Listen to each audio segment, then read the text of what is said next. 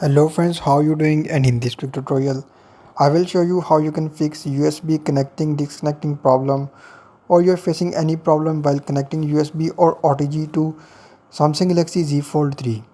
So just don't forget to subscribe and also press the bell icon if you're new on this channel. Let's start a video without wasting any time. So if you're facing USB connecting or disconnecting again and again problem in Z Fold 3, just follow every single step as I'm showing you in this video. So first of all, just open settings and do the same as I'm showing you in this video.